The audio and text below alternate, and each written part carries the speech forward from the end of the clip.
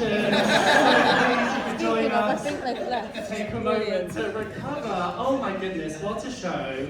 We have two incredible people here who we're going to have a chat with. My name's Andrew, I'm a podcaster for West End Frame, but give it up for Paul Foster, the director, and we have the writer of the show, Jordan Newgate.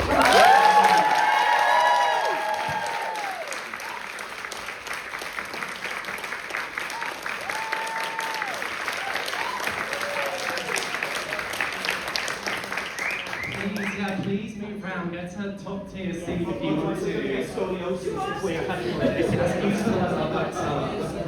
Thank you two, for doing this. Jordan, before we go in, you're in the last week of this run. This is your baby. You just performed for your life. How are you feeling right now? Gosh, how am I feeling? So many emotions. I feel bereft that it's the end, well, nearly the end of this run of REDCLIFFE. It's just been, honestly, like the most overwhelming experience of my life. I've been, living with the show for almost 4 years now, and then we've been on a whole journey with multiple workshops, and this is the first fully staged version. And it's just and I'm not just saying this because it's the piece that I wrote, but it's just the best company to be in. Like the cast, the creatives, the love that everybody has for the show and for each other is like nothing I've ever experienced before. So we're all just feeling really emotional that is coming to the end. But I couldn't be happier with how this run has gone, and yeah, it's been a real experience, hasn't it? Yeah. And Paul, you're the director of the hottest show in London right now. What's it like you were sat there today, what's it like to watch the show at this stage of its run? What are you feeling? I would just echo everything that Jordan said, really. I mean, the cast, there's just 10 of them, but you'd be forgiven for checking your programme and thinking there must have been 16 people on that stage. And the cast perform it as if their lives depend on it. I know that sounds like such a fulsome cliche, but I really, really mean that. They're not kind of between shows thinking, am I going to do a Gimmick Nando's? If they can make the work truer, deeper, realer, they absolutely will. In terms of watching it now in its final week, I was just saying to you, I've only got one joke, but forgive me saying it twice, I just said it to him over there.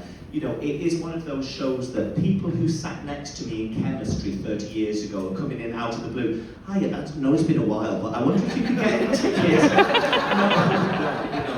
And I know it's really sad because obviously there's no standing facilities here, and it's sad because I know how important this piece is, and to feel that the capacity and the library book end of July 4th cuts us short. I just hope that the kind of beat of the momentum means it does have another life, because it certainly doesn't feel like, oh, thank God Saturday the July 4th's here. People. I have the privilege of watching the audience because it's in a thrust staging, and it's not a clapometer or how many people cried today, but you cannot.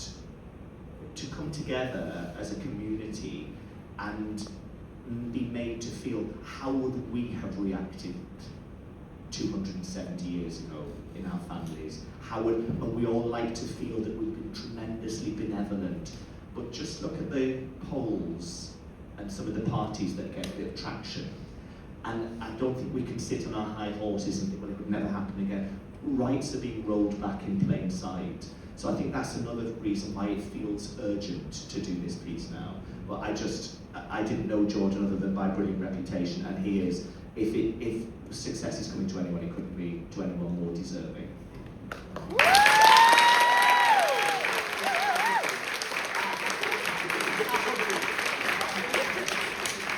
I want to dig into the journey that you've been on, right? Because you came on board for this production. Jordan, you've been working on this show for a good few years now. From the first time you had a conversation about this, about working together on this run, to now, how much has this show evolved? What is the journey? What's been changing? What does it look like now compared to where you two started? Well, Paul and I actually first had a conversation about 2.5 years ago when we did the first round of workshops, because I asked if Paul was available to direct them, and obviously he was booked and blessed, and it didn't work out. But he's always stayed in touch since then, and always kind of dropped me an email now and again, checking in on what the progress was like. And I feel like you read a very early draft. I think I must have done, yeah. Yeah, back then, and was very invested in the evolution of the piece.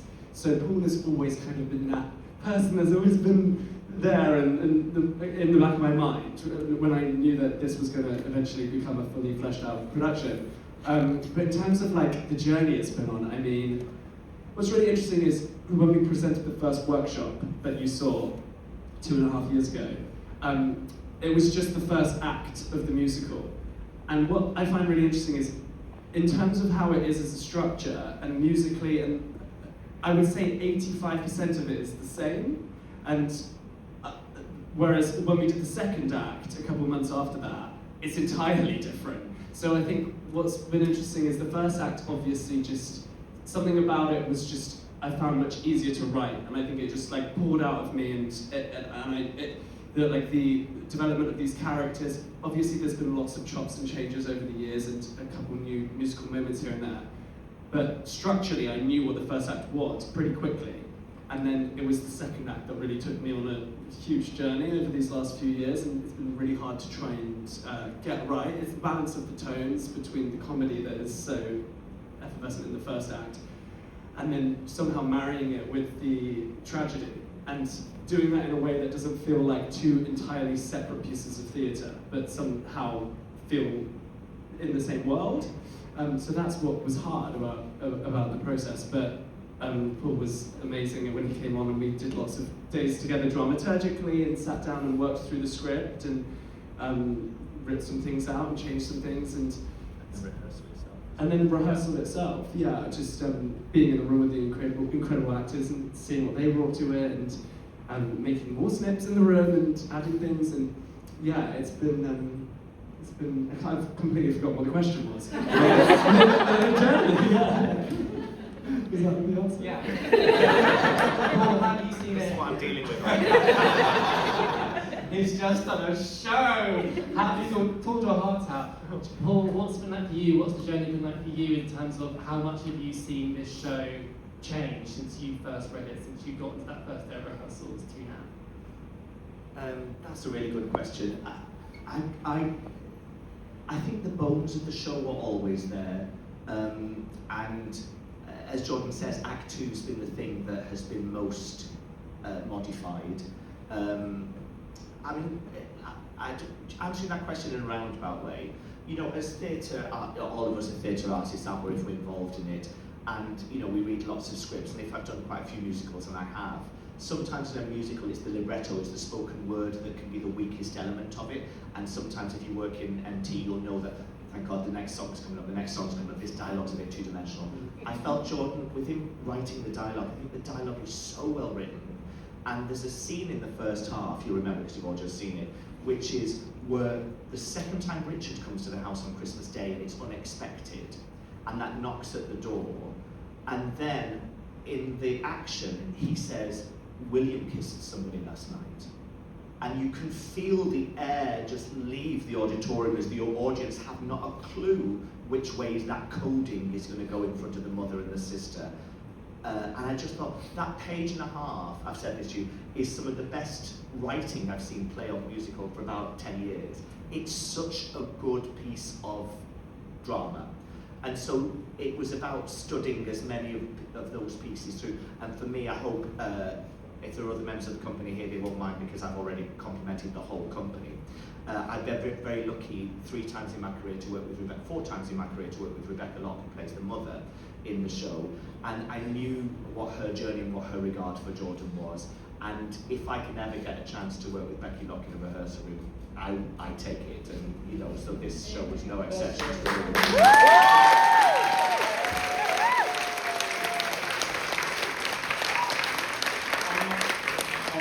I couldn't see with these contacts, I didn't actually know. But, and then JLG, I mean, you're only as good as the balls coming over the net. And that scene in the prison between the two of them, oh my God, you know. And this voice, you know, I really hope this show is licensed for future future productions, and I'm sure it will be. I'll be intrigued to see what young men can get up to those top A's, top B's, and top. That he does so effortlessly. It's such. I really hope as well that there's a cast recording because.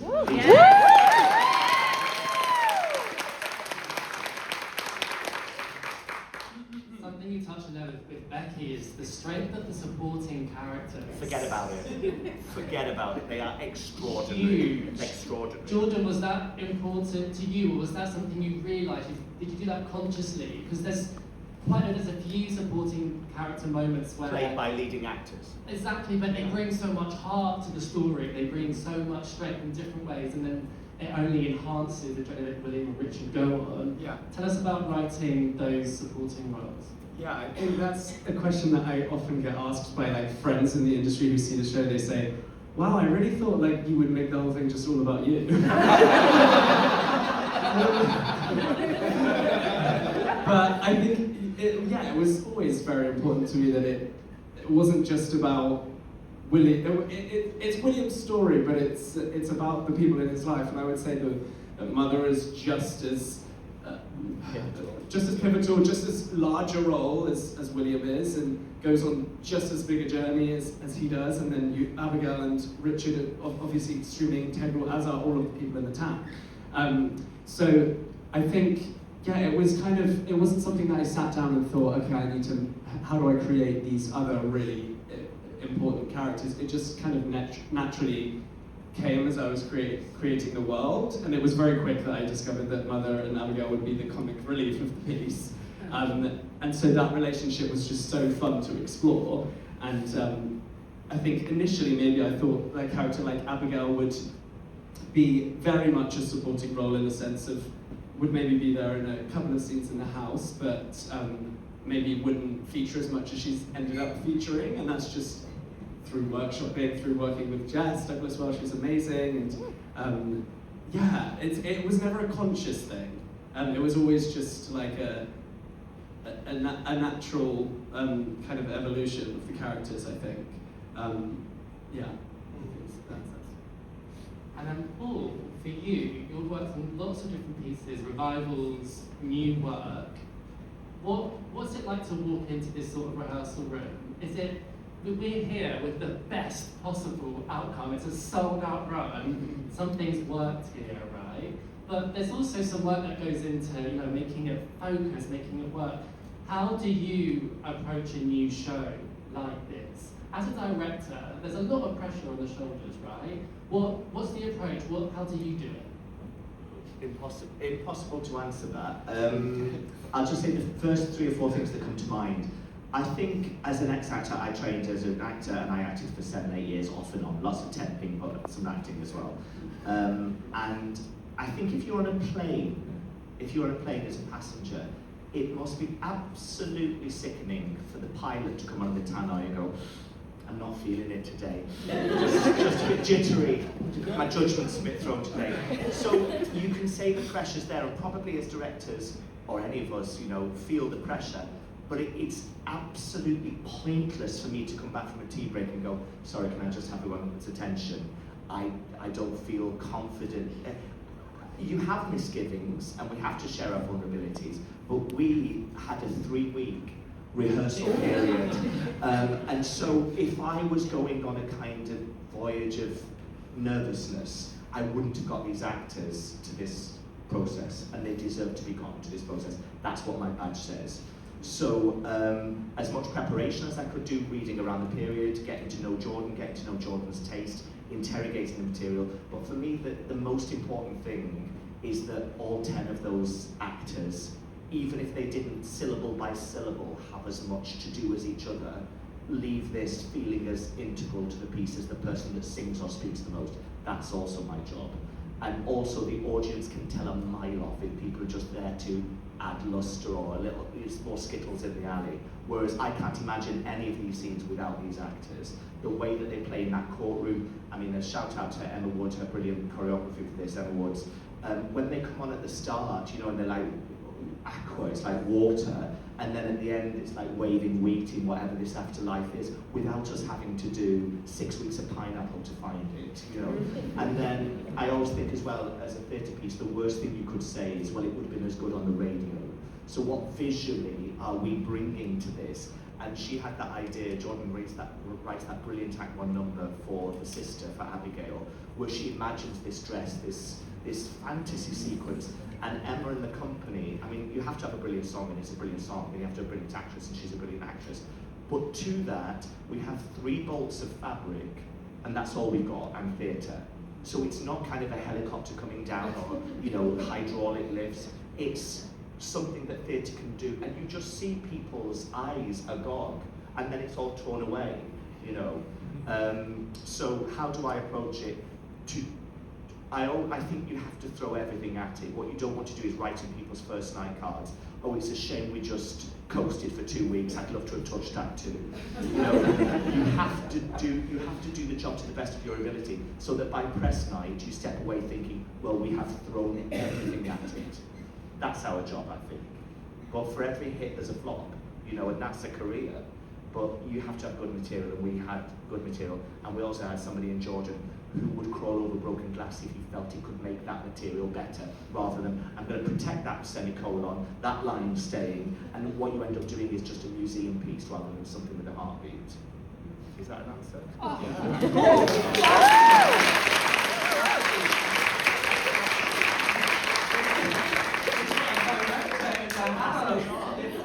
I think sometimes, and again, I'm not, sorry, I could probably do without it. No, I think sometimes as directors, and I really mean this, I try and do a little bit of teaching and mentoring. I'm not from an affluent family. I wasn't raised in a theatre circle. I'm from a mining community in the Northwest. And so I try and demystify the process a little bit. But I sometimes think that we're thanked for things that I think should be the bargain basement. Does that make sense? You need to run a rehearsal room that the actors are thrilled to be on the call for, rather than check the next day's schedule. And as an assistant director and as an ex-actor, I have been in those processes which have been so frosty and pitting people against each other, or not prepared. So you think, you know, there's people with caring responsibilities in our show, and so it matters that their time is well used. So I take your compliment, but I think sometimes it makes me wonder at the dearth in our industry sometimes, when we're congratulated for things that should be the absolute minimum.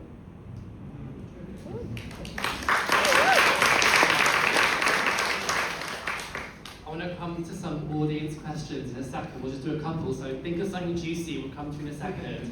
Jordan, what have you learned about this show whilst performing it like this? Because you've been working on it for so long, you've been living and breathing it, but now to actually perform it, to live in this world, to see your response to it every day, has there been discovery for you? Has there been changes, things that stand out to you? Because it feels, I saw it just around press night, and then today it feels different. It feels like it's been living and breathing.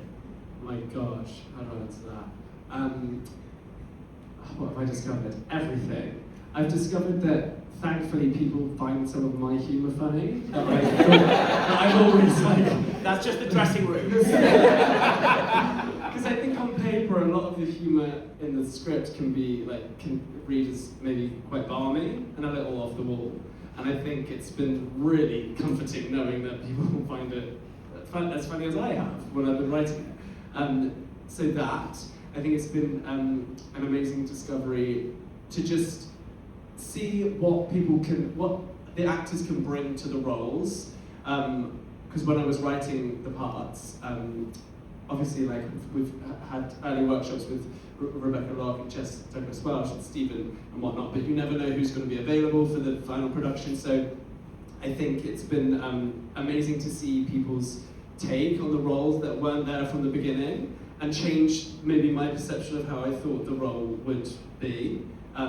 I'm thinking of like Adrian as Baba and like Jade as the landlady. Like what they bring to it is really different to how I imagined it when I first started writing it, and it's amazing. So it's been, discovering that you can trust really amazing actors to bring their own interpretations to the roles. Also just realizing how important this story actually is. I've always felt like this is the piece that I was supposed to find, the article, I was supposed to find it, and it was a very kismet experience that this sounds really cringy, but I feel like it was my destiny to write this show. And I've believed so much in it over these last 3.5 years, working on it tirelessly every day for 8-10 hours on my own, and it's been also extremely, it's been quite lonely at times writing when you write something on your own, and I bounce it off of my friends and off my partner and whatnot, but it has been lonely, and I've had huge imposter syndrome as well during the process of, why do you think you can write this? You're an actor, like, stay in your lane. And I think just being here, having this experience, having a response from people, it's just solidified that you can do anything if you really set your mind and your heart to it, and you work hard, then anything is possible. And I just feel extremely overwhelmed by the response, and it's more than I could have ever have hoped or dreamed for. And yeah, I've just discovered that I think people care about this story as much as I do.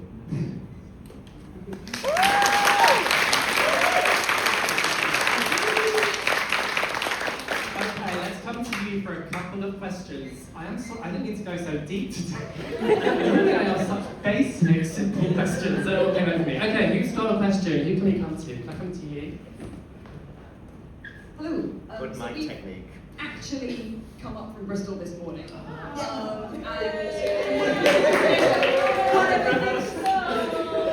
of the things about the show is it has such, like, the date and place is written on the set. How did that sort of specificity of that setting inform how the musical's gone? Well, in one of the scripts, what version did we go into? Let's say we went into rehearsal with version 18, but Jordan's cache on his MacBook would probably say we're on like version 28 now or something. But it did say in the opening there would be projection, and it would say Redcliffe 1752. So I didn't know in our budget, and I mean this big-heartedly, whether projection would serve us, whether we'd be able to do it, and we'd be able to do it to a standard that we'd all be happy to. And I wondered whether we could do something more abstract and more sculptural. And so that's why we had the idea, the brilliant set designer is Andrew Exeter, that we had this idea whether this is a school board or a memorial or a newspaper listing in this typography of the period. And so the men's names, and that's the final thing you'll notice, that the cast salutes, they throw the story back after reanimating them.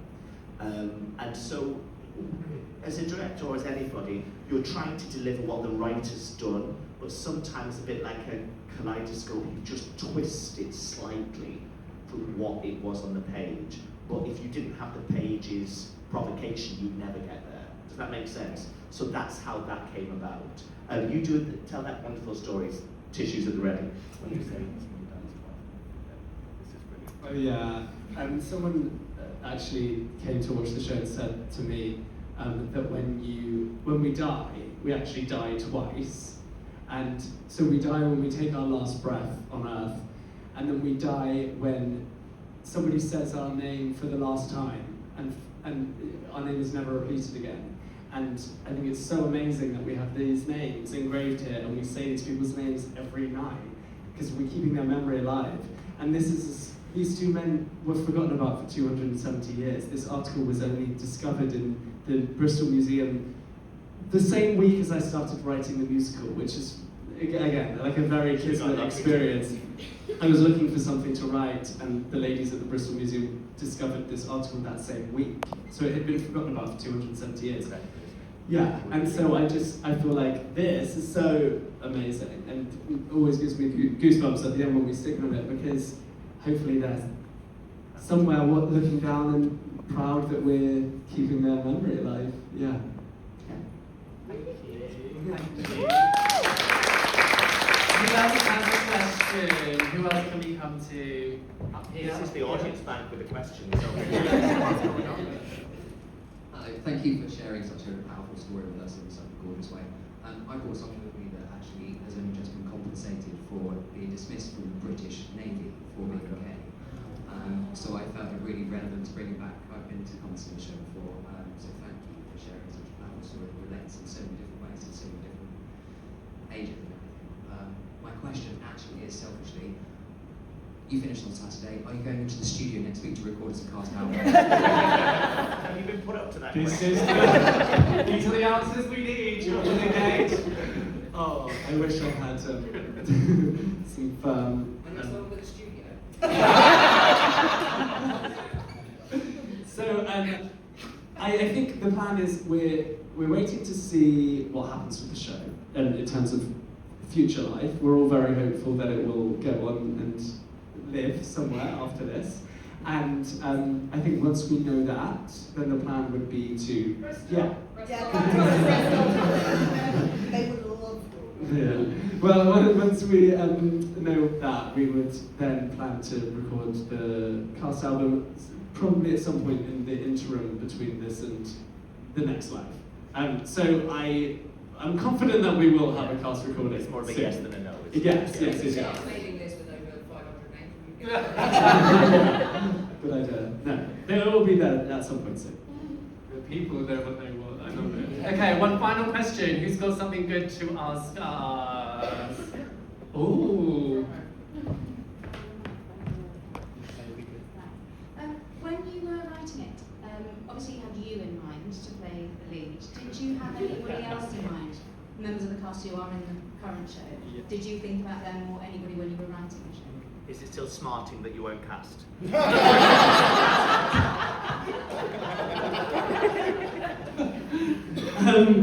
Yes, and pretty early, I tell this story all the time, but pretty early on I knew that I wanted Becky Locke to play the mother.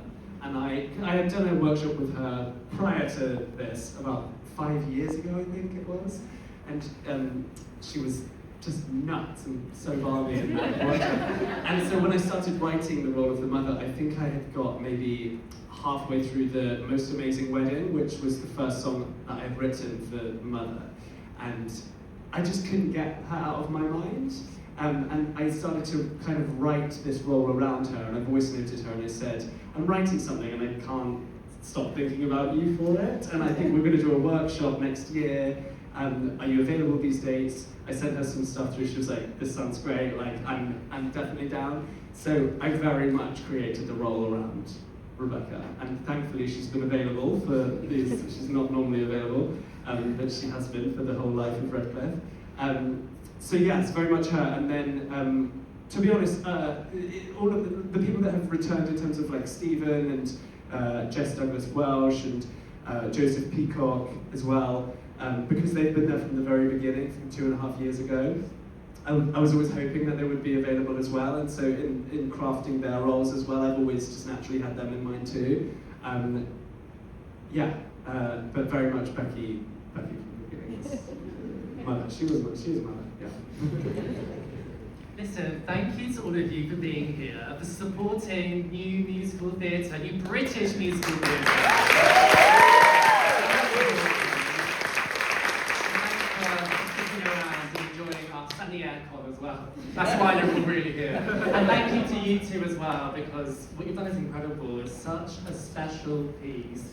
And I think it's clear that we're all waiting to see what happens next. I've got some numbers you can ring up. Thank you so much, everyone. Thank you.